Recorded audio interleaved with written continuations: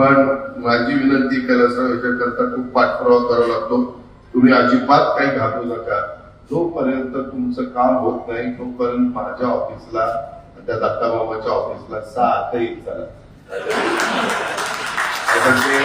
कधी कधी माझा आवाज चढला की माणूस होते आलाय मूड आहे का नाही, कशाला जायचं, ते माझा मूड असू नाही तर नसू, आपलं शेतकऱ्याचं काम करायचं. आणि महत्वाच्या पदावर बसल्यानंतर काम करून घेण्याच्या करता, ज्याच्याकडनं काम करून घ्यायचं असतं त्याच्याकरता थोडस नमत घ्यावं लागतं. आपण तिथं जायचं, तिथं बसायचं. आपण काही स्वतः करता तुम्ही करत नाही, कैलासराव तुम्ही सगळ्या शेतकऱ्याच्या करता करता. आणि त्याकरता तुम्ही असाल, बाकीचे सगळे सहकारी असतील.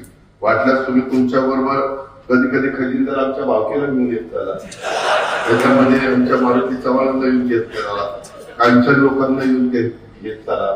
कांचन आणि पवारांचे संबंध फार चांगले.